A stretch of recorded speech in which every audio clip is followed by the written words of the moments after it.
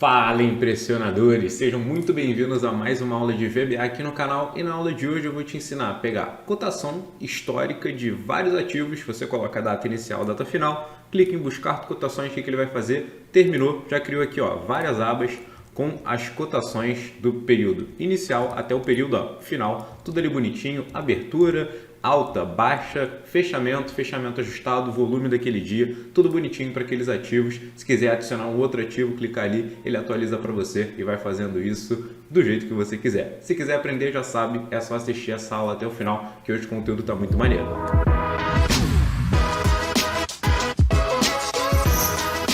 Antes de a gente começar essa aula, alguns avisos. Like no vídeo, se inscreve no canal e clica no sininho, porque tem muito conteúdo maneiro aqui no canal.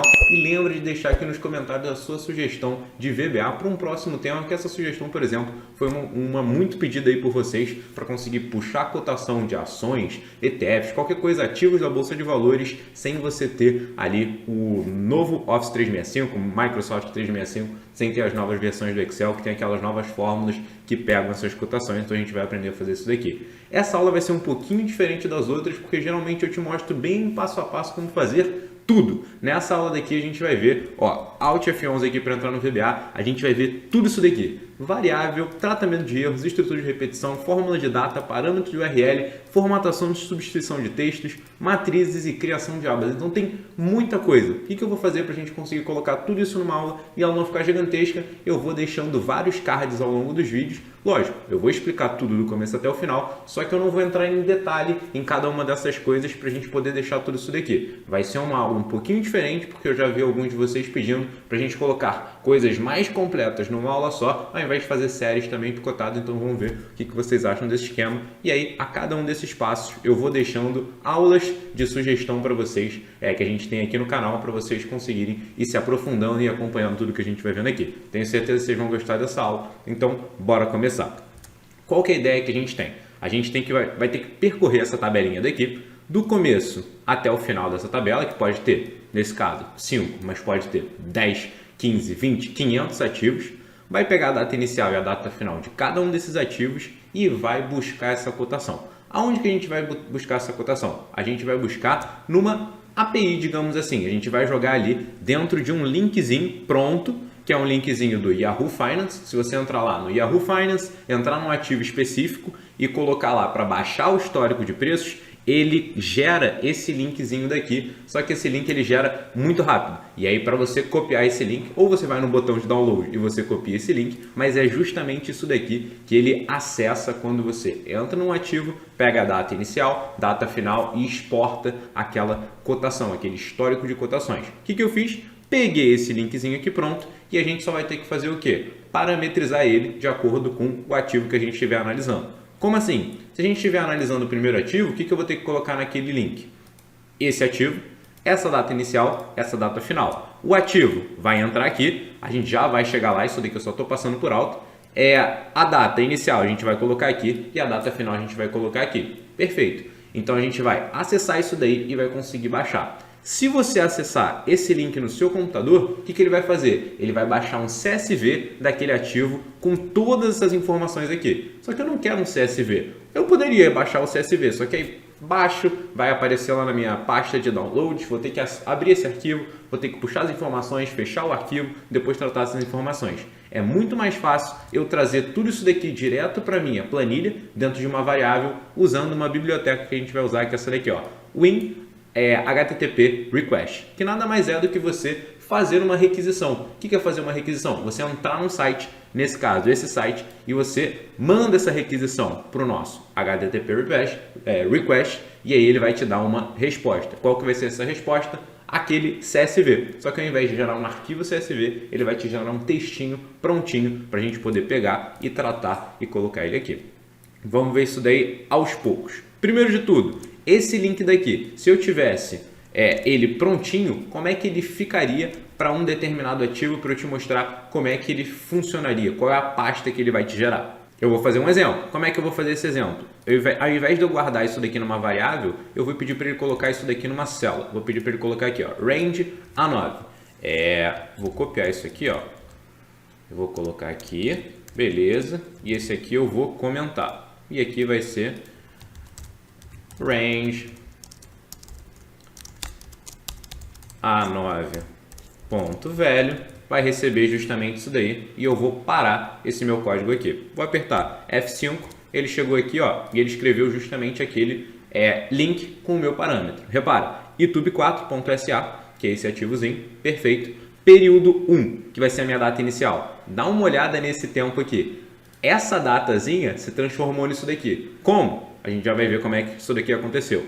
Outra coisa, data final, esse daqui e o resto do link. Se eu pegar esse link, entrar na internet e acessar ele, vamos ver o que vai acontecer. Show! Alt Tab aqui, ó, Ctrl V, opa, ele não guardou, tá, Ctrl C, Ctrl V, tá aqui o link direitinho, ó. Vou dar um Enter, repara só, ele baixou aqui um arquivo do YouTube. Cliquei, ele vai dar uma carregadinha e vai abrir, ó, repara, um CSV com todas aquelas informações.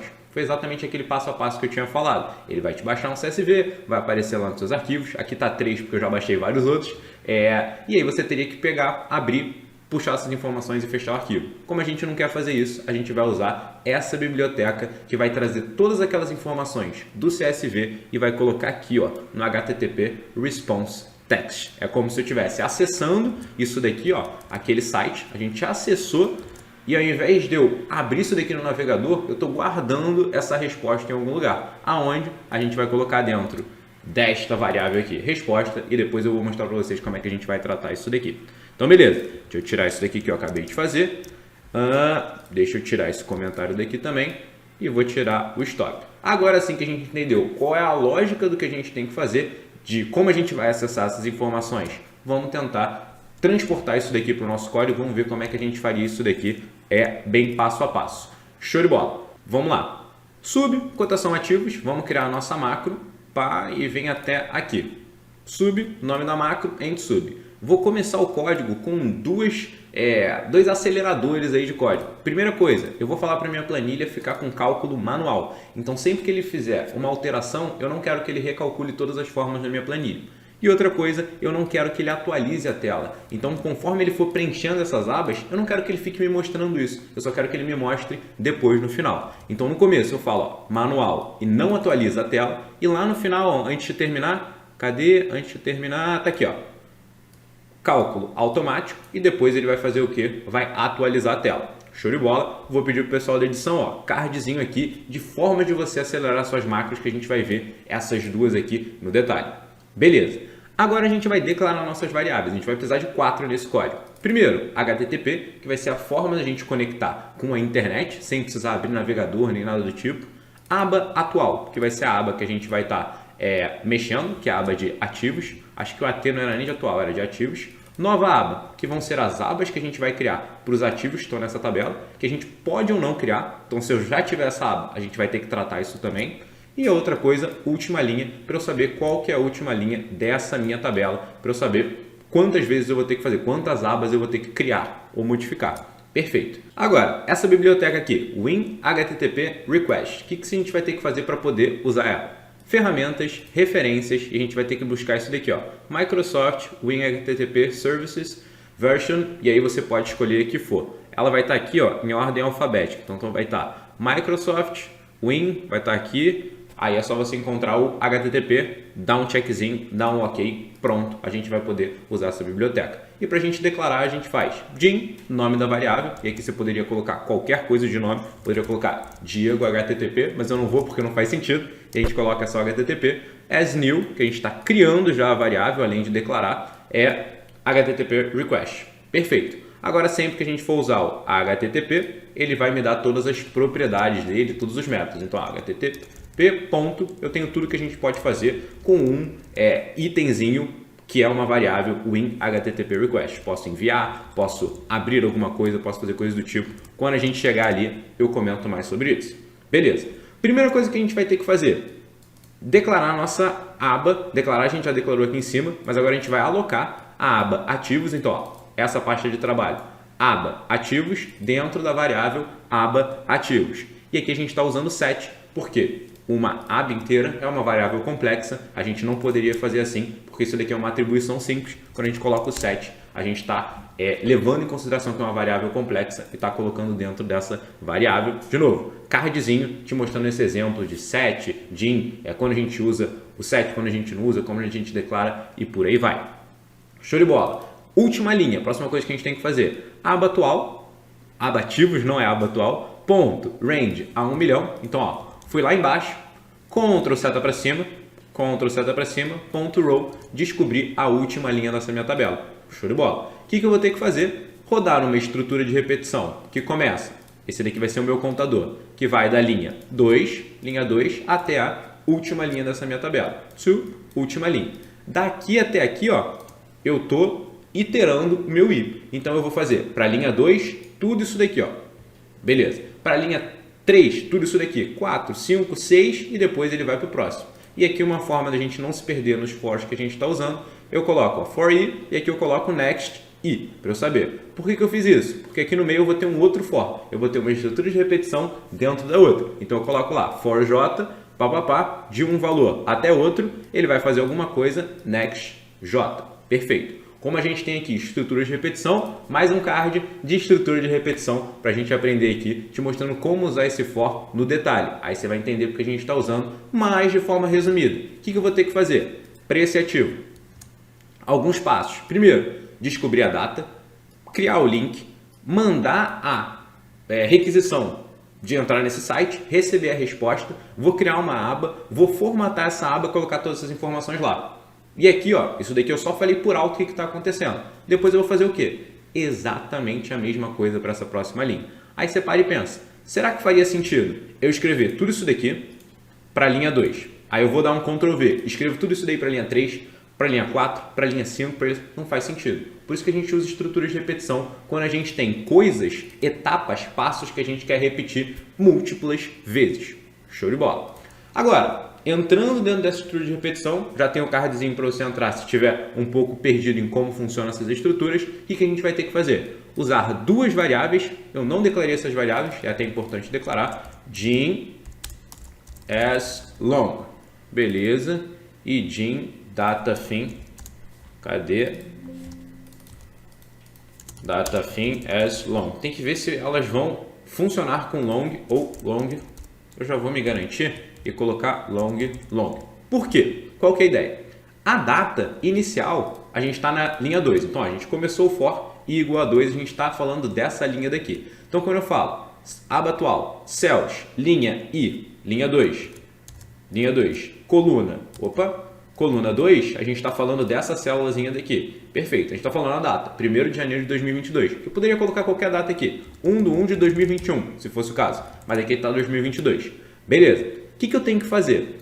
Essa data não pode entrar desse jeito aqui nesse nosso link. Por quê? Porque é assim que o Yahoo quer, a gente tem que respeitar os padrões ali, os parâmetros da nossa URL. Beleza, qual que é o padrão de data? Ele tem que pegar essa data e converter para um tempo epoch. Seria isso daqui, o nome dele, epoch time. O que é o epoch time? Nada mais é do que a diferença entre uma data e o dia 1/1 de 1970 em segundos. Caraca, Diego, como assim? O epoch time ele vai pegar, por exemplo, hoje menos 1/1 de 1970. A gente vai ter número de dias ali. Eu tenho que converter isso daí em segundos. Pronto, eu tenho o epoch time dessa data. Nada mais é do que a data menos 1/1 de 1970 e essa continha tem que estar em segundos. Por que isso existe? É uma forma universal ali de calcular um tempo. É um tempo meio padronizado e algumas ferramentas, alguns sites, alguns programas utilizam essa forma de tempo, como é o caso do Yahoo, e aí é muito mais preciso, porque a gente consegue ter diferença de datas em segundos e não em dias, minutos, horas, a gente tem muito mais precisão. E a gente vai precisar fazer essa conta na mão? Não, a gente tem uma formulazinha que faz justamente isso. Date diff. Ele vai pegar a diferença de duas datas, a gente fala para ele algumas coisas, para essa fórmula na verdade. Qual vai ser a unidade, porque eu vou querer a resposta nessa diferença de datas, e aqui a gente coloca segundos. Qual que vai ser a data inicial, qual que vai ser a data final, que é a data que a gente tem aqui, ó, data in. Perfeito. Quando ele fizer isso, ele vai fazer essa diferença da conta, vai calcular esse epoch time aqui, que é o que o Yahoo Finance pede para a gente, e vai colocar dentro da data inicial. Vou fazer a mesma coisa para a data final. Ó. A única coisa que vai mudar é que eu tenho que pegar o da coluna 3. Essa é a data final. Vai subtrair de 1 de 1970 e vai colocar isso daí em segundos. Pronto, tem o epoch time dessa datazinha daqui. Show de bola, guardei esses dois valores. Já vimos um pouco de fórmulas de data aqui também, que nesse caso a gente usou a datediff. Beleza, agora a gente tem que criar o nosso linkzinho, que ele vai ter várias coisas que são padrão. Ó. Isso é padrão. Isso daqui é padrão, isso daqui é padrão e esse final aqui é padrão. Como é que você sabe disso, Diego? Foi o que eu expliquei lá no iniciozinho da aula. Se você entrar no site do Yahoo Finance, buscar um ativo, ir lá no histórico de cotações, colocar a data inicial, data final e colocar no botãozinho de download, ele vai gerar justamente esse link com esses padrões. As únicas coisas que a gente tem que mudar são o nome do ativo. Então, ó, eu vou pegar esse texto e aqui onde tinha o nome do ativo, por exemplo, YouTube 4, o que eu vou fazer? Vou tirar isso daqui e eu vou juntar com uma coisa dinâmica, algo variável, que é a aba ativos, célula que está na linha 1 e na coluna 1. Na coluna 1 eu sempre tenho os ativos e a gente está na linha I, não linha 1, falei errado, na linha I, que nesse caso é a linha do YouTube. Perfeito. Aí vai colocar YouTube 4. Isso daqui nada mais é do que para ir para a próxima linha, que é o underline. Vou juntar com .sa, porque todos os ativos no Yahoo Finance no Brasil são nome do ativo, .sa. Período 1, vou concatenar com a data inicial. E período 2, vou concatenar com a data final. E depois eu vou concatenar com o restinho aqui do site. Perfeito. Feito isso, ele já vai me dar aquele linkzinho pronto, que foi o que eu usei para entrar na internet e baixar o CSV. Beleza? Como a gente quer pular essa etapa de baixar CSV, porque aí a gente vai ter que abrir arquivo, depois deletar arquivo, puxar as informações, isso leva mais tempo também, a gente está usando a biblioteca WinHTTP Request. Agora eu posso voltar do porquê que eu usei o long. O long são variáveis inteiras muito grandes, só que elas vão até determinado tamanho. Quando a gente quer uma variável muito longa, como por exemplo é a diferença da data de hoje menos 1 de 1 de 1970 em segundos, aí a gente usa uma variável maior ainda, que é o long, que é um número muito grande que está inteiro. Show de bola! E aí voltando, por isso que a gente está usando o WinHTTP Request, porque a gente não quer baixar aquele CSV. O que a gente vai ter que fazer? Alguns passos. Primeiro, http.open. Por que HTTP? Que é o nome da variável que a gente chamou pegando esse tipo de variável WinHTTP Request. .open, a gente vai mandar um get, que é uma requisição, a gente vai puxar informações de algum lugar, vírgula, a gente vai buscar um get da onde? Link cotações, e aqui é um parâmetrozinho falso. E aqui a gente pode ver todos os parâmetros que a gente tem aqui dentro desse método. Aqui, ó, método que a gente vai usar, get, tem vários outros, mas nesse caso a gente não precisa entrar muito a fundo. URL, que é o que a gente vai, onde é que a gente vai acessar, e aqui é o async, que é um dos parâmetros que a gente tem aqui. E de novo, a gente não precisa entrar no detalhe, só saber que a gente vai ter que usar o get, porque a gente está puxando uma informação, a gente está consultando alguma coisa no HTTP, e aqui falso, que vai ser um dos parâmetros que a gente vai usar também. Beleza, aqui a gente criou essa requisição e aqui a gente envia essa requisição. Show de bola. Enviamos essa requisição nessa variável, o que a gente vai ter? http.responseText, a gente vai ter a resposta dessa requisição. O que a gente já viu que é a resposta dessa requisição quando eu entro lá no site? Ele me gera o CSV. Mas, como eu estou dentro de uma variável, eu não tenho um CSV dentro dessa variável. Eu tenho uma resposta em texto. Se eu estivesse mandando acessar, aqui ao invés de link cotação, o site do Google, como a gente tem aqui, o que ele faria? Ele ia pegar F12, tudo isso daqui, toda a parte do HTML desse site. Ele ia pegar o HTML, o head, o body, todos os scripts, tudo bonitinho, e ia colocar dentro dessa variável responseText. Diego, para que isso é útil? A gente já viu nas aulas de web scraping que a gente precisa muito saber o que a gente tem aqui ao longo desse site. E se nunca viu uma aula de web scraping aqui no canal, também pedi para o pessoal deixar aqui no card. A gente tem várias, tem série de automação web, tem aulas pontuais, mas tem muita coisa maneira. Só que nesse caso a gente não está pegando um site, a gente está pegando um link que me gera um arquivo. Então o que ele vai fazer? Transformar esse arquivo num texto e vai colocar aqui para mim. E eu estou colocando esse texto dentro de uma variável. Então a minha variável resp vai guardar um textinho que tem exatamente o que? Tudo isso daqui, tudo isso daqui dentro de uma... É como se eu pegasse tudo isso e colocasse dentro de uma célula. Então já sabe que a gente vai ter que dar uma tratada nisso daí. Beleza? O que a gente vai ter que fazer aqui agora? Declarar a nossa nova aba. Qual vai ser a nossa nova aba? Então, set, nova aba, set pelo mesmo motivo que a gente tinha usado aqui.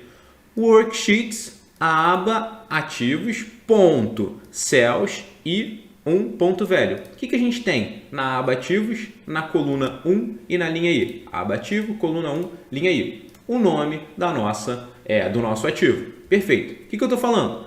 A nova aba vai receber a aba que tem o nome do ativo. Perfeito. E aí ele vai pegar, ó, show. Essa daqui eu estou atribuindo essa aba na variável nova aba. Beleza. Só que para e pensa, isso daqui pode dar um problema. Por exemplo, quando isso poderia dar um problema? Se eu fizesse isso daqui, ó, vou pegar um outro ativo, BBDC4, que é Bradesco. E aqui, lembra, não é nenhuma recomendação se você comprar isso daqui. Por sua conta e risco, isso daqui são só ativos populares para a gente fazer os nossos exemplos. Beleza. Se ele chegar aqui nessa linha e tentar atribuir para essa variável a aba que tem o nome de BBDC4, dá uma olhada nas minhas abas ali. Você acha que isso daqui vai dar certo? Não vai dar certo, vai dar um erro. Por quê? Não existe a aba com o nome BBDC4. Então, o que eu fiz? A gente tem duas opções. Se a aba já existir, o que eu vou fazer? Exatamente isso daqui.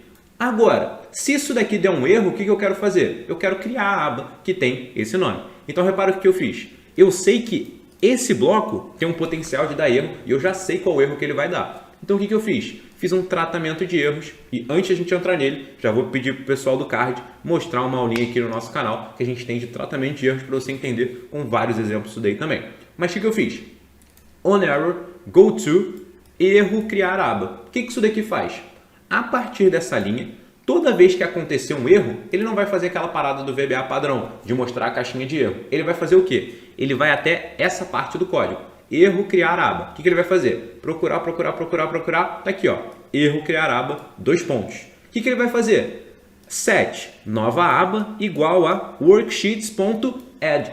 Então aqui, ó, se der erro, o que ele vai acontecer? Tentou atribuir nessa variável uma aba com o nome daquele ativo, conseguiu, o que ele vai fazer? Vai para a próxima célula e vai normalmente, ele nem vai para o erro. Agora, deu erro aqui, o que ele vai fazer? Erro, criar aba, vem para cá, o que a gente tem que fazer? Alguns passos. Primeiro, a nova aba vai ser uma aba nova que a gente está criando, perfeito. Vou mudar o nome dessa nova aba, porque ele sempre cria com planilha 1, planilha 2, 3, 4. Então, ó, nova aba.name igual o nome do ativo. E depois ele vai fazer o quê? Resumir. Ele vai finalizar esse erro daqui para a gente falar para o VBA. Ó, show de bola, já consertei aquele erro. Então, ó, resume aonde? Passar, erro, criar aba. Então, tem um lugar no meu código que tem esse nome daqui, ó. E onde é que ele está? Logo depois do nosso erro. Passar, erro, criar aba, 2 pontos. Então, sempre que a gente coloca um nomezinho, 2 pontos, isso daqui é um ponto do nosso código, é uma etapa ali do nosso código onde a gente pode ir e voltar e por aí vai. Então, recapitulando isso daqui, lembra que tem o cardzinho do módulo de tratamento de erros para você entender como é que isso daqui funciona, mas aqui, recapitulando. Quando a gente faz isso daqui, a gente muda o padrão do VBA de erro, de mandar aquela caixinha de mensagem parar e fala para ele, se der erro a partir daqui, vem para cá. Beleza. Executo o código e o que eu faço depois daqui? Eu reseto o tratamento de erros padrão do VBA. Por quê? A partir dessa linha, se ele chegou aqui, significa que isso daqui deu certo. Então, eu não quero que se der erro, se acontecer um erro daqui para baixo, que ele venha para cá. Erro, criar aba. Eu quero que ele faça o quê? On error, go to, 0. Aí ele volta para aquele padrão do VBA que é mostrar uma caixinha. Então isso daqui é uma forma bem comum de você tratar erros no VBA, que você, ó, onde você sabe que tem um potencial de erros? Antes, você cria seu tratamento e depois você volta ao padrão.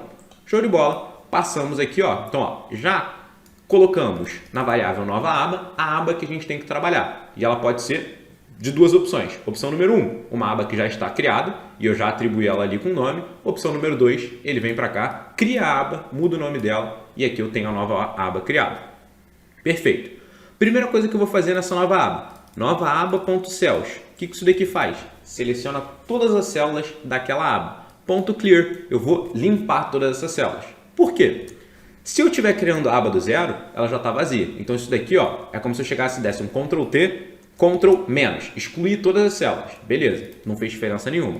Agora, vou excluir a célula. Nessa daqui, ó, se eu estiver alterando, eu realmente tenho que excluir tudo. Então, ó, Ctrl T, Ctrl T, Ctrl menos. Zerei essa tabela completamente. Por quê? Vai depender, as informações que vão entrar aqui vão depender da data inicial e da data final. Ali eu tinha de 1/1 de 2022, mas imagina que eu queira agora um intervalo curtinho. Por exemplo, 27 do 4 e 28 do 4. Beleza. Então, o que a gente tem aqui? Eu tenho que limpar tudo e só colocar as informações que tem nessa minha tabela. Show de bola. Primeira coisa, então, a gente limpa toda ela. Segunda coisa, o que eu vou ter que fazer? Pegar a minha resposta. Lembra o que eu tenho na minha variável resposta? Eu tenho tudo isso daqui, ó, em num único lugar, numa única variável. Então, é como se eu pegasse tudo isso daqui e colocasse dentro de uma única célula. Então, vai estar date, open. Lembra que isso daqui é um CSV. Então, ele vai estar assim, ó, separado por vírgulas. Open, high, low, pá, pá, pá. A segunda linha, tudo numa única célula. O que eu vou fazer? Eu vou chegar aqui, ó, e eu vou falar que as minhas linhas da resposta são aqui, ó, vou separar ela em linhas. O que está diferenciando essas linhas ali para mim? Para a gente deixar isso daqui mais claro, o que eu vou fazer? Vou colocar essa resposta dentro de uma célula para vocês verem. Vou pausar aqui meu código e vou fazer o seguinte, colocar aqui na range A9. A9 ponto value igual a resp. Show de bola. Então, ó, F5, deu uma carregadinha, entrou lá, já pegou as informações que ele vai fazer, ó, colocou aqui, ó, tudo numa única célula. Dá uma olhada como é que ele vem, ó, date, vírgula, pá, que eu tenho várias linhas. Aqui eu fiquei com poucas linhas porque tem a data inicial, tá muito curta. Mas, ó, vou acertar aqui agora, vou pausar e vou dar um play de novo, ó. F5, se eu chegar aqui, ó, cliquei, repara como é que ele vem. Tudo dentro de uma única célula, separado por vírgulas e, ó, linhas. O que eu quero fazer nessa minha variável aqui, ó, linhas resp? Eu quero separar em várias variáveis intermediárias cada uma dessas linhas. Então, eu quero pegar essa linha, colocar numa variável, essa linha, colocar numa variável, essa numa variável.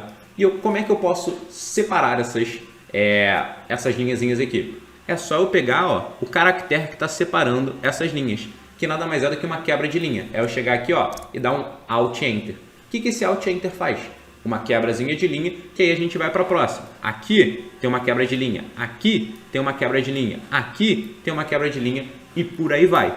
Então, como é que eu posso separar esse texto aqui em várias variáveis menores usando algum delimitador que eu tenho dentro desse texto? Qual que é esse delimitador? A nossa quebra de linha. Como é que eu vou falar para o VBA que eu quero o caractere quebra de linha? Aí a gente vai ter que usar o que a gente chama de ASCII. O que é o ASCII?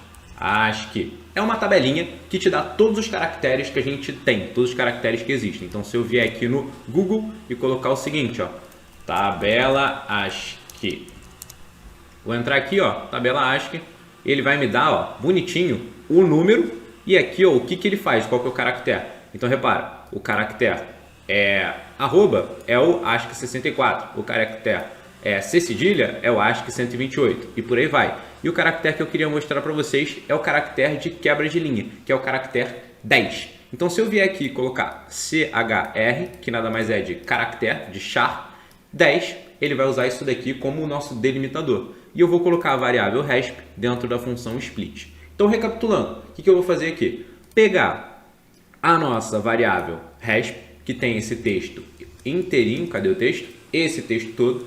Vou separar ela usando esse delimitador. E aí o que ele vai fazer? Pegar cada um desses blocos que ele separou e vai jogar dentro dessa matriz. Então isso daqui deixou de ser uma variável simplesinha e virou uma matriz. Por quê? Isso daqui vai me dar várias linhas e eu vou colocar isso daqui dentro de cada uma das nossas linhas dessa matriz. E aí, de novo, mais um cardzinho para aparecer aqui, onde a gente entra a fundo em matrizes. Mas o que são matrizes? Matrizes são variáveis que armazenam mais de um valor. Então, por exemplo, como é que vai acontecer aqui? Ele vai pegar isso daqui e vai colocar dentro da minha primeira linha da minha matriz. Então, ó, dentro da variável, deixa eu colocar aqui em algum lugar, ó, linhas resp 0, que é o primeiro item da minha matriz, eu vou ter isso daqui. Dentro da minha, deixa eu colocar aqui para cima, dentro da minha variável, cadê? Linhas resp 1, eu vou ter o seguinte, essa segunda entrada. Dentro da minha variável, linhas resp 2, eu vou ter a terceira linha, primeira, segunda, terceira, perfeito, e por aí vai. Então, o que ele vai fazer? Ele vai pegar essa variável, que é uma matriz, vai pegar todas essas divisõezinhas e vai colocar aqui dentro dela. Eu faço tudo isso com uma única linha de código. Então essa variável split ela é bem poderosa quando você quer separar coisas ali e tem um delimitador muito claro, que é o nosso caso. Então, ó, vai fazer isso daqui direitinho pra gente. E aqui eu vou mostrar para vocês, ó, F8. E aqui eu posso mostrar lá no nosso Excel. Chegar aqui, ó, botar range a 10, só para vocês verem o que está acontecendo. A gente poderia mandar um message box para ver também o que está acontecendo. Poderia colocar aqui na verificação imediata, só que dá para colocar no Excel também, é tranquilo de ver. Então, ó, o que eu vou fazer? Primeiro, segundo e o terceiro. O que eu vou fazer aqui, ó? F8, F8, F8. Dá uma olhada. Na primeira linha, eu tenho isso daqui. Na segunda linha da minha matriz. Na terceira linha e por aí vai, até o final da minha matriz. Como é que eu descubro qual que é o final da minha matriz? Vou apagar essas linhas aqui e vou fazer o seguinte, ó. O final da minha matriz é esse U-bound. O que é o U-bound? É o upper limit da minha matriz, é o limite superior dela de tamanho. E tá aqui, ó, quando eu coloco U-bound e uma matriz, ele me diz quantos elementos eu tenho ali dentro dela, quantas linhas, e eu tenho 79 linhas. E aí o que eu vou fazer aqui agora, ó, posso apagar. O que eu quero fazer? Percorrer cada uma dessas 79 linhas e fazer o quê? Preencher a minha aba que eu acabei de criar com cada uma dessas linhas. Então o que eu vou fazer aqui, ó? Para J, começando de 0, que é o primeiro elemento da minha matriz, até a última linha, o que eu vou fazer? Colocar uma das minhas linhas na matriz. Só que a gente tem um detalhe. Repara, eu até apaguei aqui, né? Então deixa eu voltar. Beleza. Repara só, ele não está colocando em colunas essa informação. Ó. Eu só tenho informação na coluna A. E ele está com todas aqui, ó. Data, abertura, fechamento, máxima, mínima e por aí vai. Então, o que eu tenho que fazer? De alguma forma, separar esse conteúdo para, ao invés de aparecer só na coluna A, aparecer, ó, pum, em todas as colunas e ficar bonitinho assim. Como é que eu vou fazer isso? Se você está ligadaço, você já vai pensar o quê? Pô, a gente usou a funçãozinha split para separar a nossa resposta usando o delimitador do caractere 10, que é a quebra de linha. O que eu tenho que fazer agora? Ó, eu sei que aqui eles estão separados por vírgulas e eu consigo fazer a mesma coisa. Então eu vou jogar aquela célulazinha, ó, repara o que tem dentro dela. Date, open, high, low, close, adjusted close e volume. O que a gente tem que fazer? Separar ela com a vírgula. Então, ó, split. Só que esse splitzinho, eu tenho que jogar ele em algum lugar. Onde é que eu vou jogar ele? Aí que entra uma outra questão. Eu vou ter que jogar ele dentro da nossa nova aba, range, e aqui eu tenho que dizer de onde até onde eu vou jogar. Onde é que eu vou jogar? Deixa eu apagar aqui a nossa nova aba, essa daqui, ó, YouTube, perfeito. O que ele vai fazer? Da coluna A e da linha J mais 1. Caraca, como assim? Para e pensa comigo. Começa com J igual a 0, certo? Por quê? É o primeiro elemento da nossa matriz. Show de bola. O que é J mais 1? 0 mais 1 é 1. Então, ó, A1 até G, isso daqui é 1 também. Então, de A1 até G1, eu vou colocar o conteúdo desse split. E aqui, repara, eu selecionei, ó, de A até G são 7 colunas. Por que eu selecionei 7 colunas? Porque eu sei que esse split vai me dar exatamente 7 valores. Se eu colocar menos colunas aqui, ele vai preencher menos colunas. Então, se eu colocar 6, um dos 7 valores ia ficar de fora. Se eu colocasse 8, esse último não ia ter absolutamente nada, porque a gente não tem 8 valores. Então, eu tenho que pegar exatamente a quantidade de valores que eu tenho aqui, que é padrão para a nossa resposta inteira. Ele sempre vai ter ali 7. Ó. Se eu vier aqui, date, open, high, low, close, adjusted e volume. São 7. Peguei aqui as 7 colunas da linha que eu estou analisando. E por que linha mais 1? Porque a gente não tem linha 0, mas a gente tem item 0 da nossa matriz. Perfeito. Vou dar um F8, F8 e repara lá o que ele fez. Colocou lá bonitinho, F8, F8, preencheu e vai fazer isso até o final. Então eu vou fazer o que? Ó, stop aqui, F5, preencheu lá tudo bonitinho, já pegou da resposta e já colocou ali. Isso ele faz, ó, você viu, muito rápido, eu só apertei F5, ele já fez. Show de bola. Agora alguns detalhezinhos você já deve estar reparando. Primeira coisa, a coluna não está com aquele, como é que chama? Preenchimento automático. Então se eu vier aqui, duplo clique, repara, ela preencheu com o tamanho certinho. Então uma coisa que a gente vai ter que fazer é ajustar a largura das colunas. Beleza. Outra coisa que a gente tem que fazer, as datas estão nesse formato do ano, mês, dia. Só que traço, traço, traço. Isso daqui não é o jeito que a gente usa aqui no Brasil. A gente teria que substituir esse traço por uma barra. Beleza. E um outro que é o mais importante de todos é esse daqui, ó, 21.17. O que é isso? Nos Estados Unidos, no padrão lá de fora, o ponto é a nossa vírgula. Então, o ponto é o separador de casa decimal. Tanto que se eu vier aqui, ó, repara, ele não formata isso daqui como absolutamente nada. Quando fica exatamente a mesma coisa em todas as formatações, é porque isso daqui é um texto. Como é que a gente tem que fazer para isso daqui virar um número? A gente tem que separar isso daqui, ó, trocar esse ponto por uma vírgula que a gente puxa para o nosso separador. É como se a gente fizesse isso daqui, ó. Vem aqui, Ctrl U, eu vou substituir o traço por uma barra. Substituir, repara lá, já vira a nossa data no formato certinho, ó. Já está como data, já está direitinho aqui a formatação. E aqui eu teria que substituir o ponto por uma vírgula. Substituir, repara lá, 2117 já virou um número daqui, um número com o nosso padrão. Perfeito. Só que eu não quero fazer isso linha por linha. Eu quero selecionar a minha planilha toda e fazer essa substituição. Sempre eu tenho traço, vai virar uma barra. Sempre eu tenho vírgula, ponto, vai virar uma vírgula. Show de bola. O que eu vou ter que fazer? Usar exatamente esse Ctrl U, só que lá por dentro do VBA. Então, ó, nova aba, é a nossa aba. UseRange, o que é isso daqui? UseRange, ele vai pegar todo o intervalo que está sendo usado na nossa aba. Então é como se ele viesse aqui no comecinho, ó, Ctrl T, pegou tudo ali. Beleza, ele vai até um pouco além disso, porque se eu tiver informações separadas, por exemplo, quando eu dou um Ctrl T, ele só pega a minha tabela. O UseRange, não, ele é como se fosse um Ctrl Shift End, na verdade, que ele pega tudo que tem preenchido ali na minha tabela. Beleza. UseRange.replace. Agora eu tenho que dizer o que eu vou substituir, ó, what, dois pontos, igual, o ponto, pelo que eu vou substituir? Por um ponto. Como assim? Repara, eu vou substituir por uma vírgula, para você ver o que vai acontecer, que seria justamente o que a gente tinha feito. Ó. O ponto eu vou trocar por uma vírgula. Eu venho aqui, dá uma olhada como é que estão os números, vou fazer isso daqui, ó, F8, substituir o ponto por uma vírgula, duplo clique. Resolveu o nosso problema? Não resolveu o nosso problema. Por quê? Aí tem a ver com como o VBA funciona. Lembra que o VBA está em inglês. Então, quando eu falo para ele substituir o ponto, ele vai realmente buscar o ponto lá nos nossos textos. Mas eu peço para ele substituir por uma vírgula, o que ele entende? A vírgula para o VBA é o separador de milhar, não é o separador de casa decimal. Então, eu tenho que forçar ele a entender que eu quero o separador de casa decimal. Então, por isso que estranhamente eu peço para ele substituir o ponto por o ponto. Mas aí ele entende de formas diferentes. Aqui ele realmente procura o ponto, e ele vai achar o ponto onde tem. E aqui eu estou pedindo pelo que eu quero que ele substitua. E aqui eu quero que ele substitua pelo separador de casa decimal, que para ele é o ponto, para a gente é a vírgula. Por isso que tem essa confusão aí.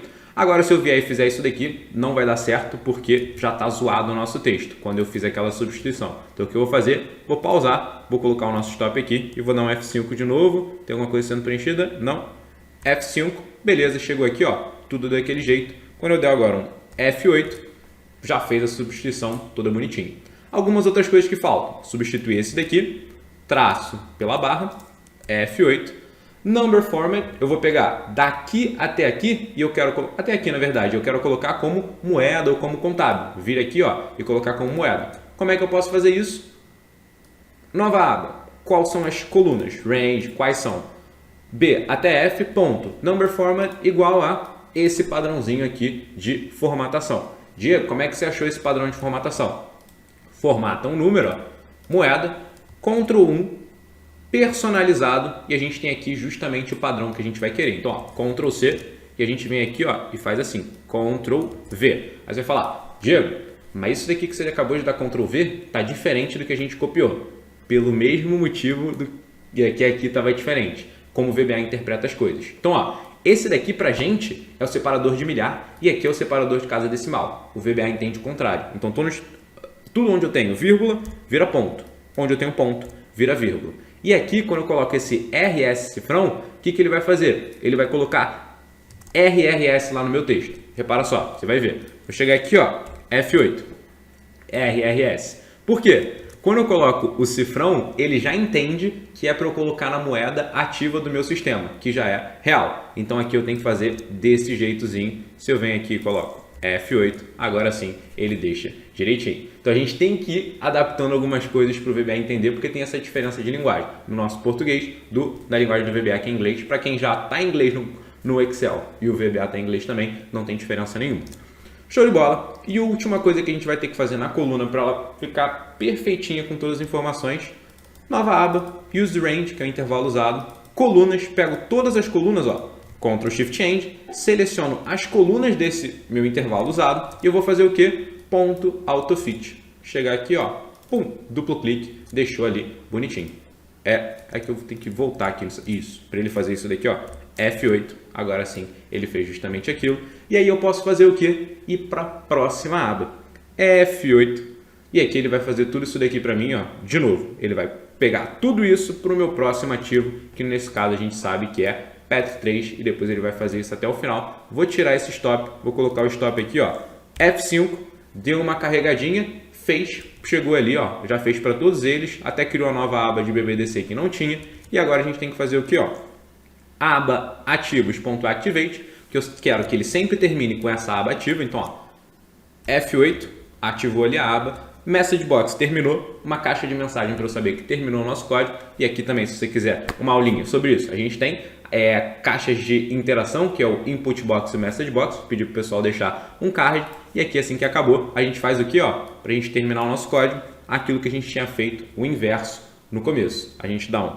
F8, que aí ele calcula tudo na nossa planilha, e dá um F8 para ele mostrar as atualizações, e é aqui, muito importante. Diego, a sua macro tem um end sub, ela tem um sub para começar, um end sub, e tem esse tal de exit sub no meio do código. Por quê?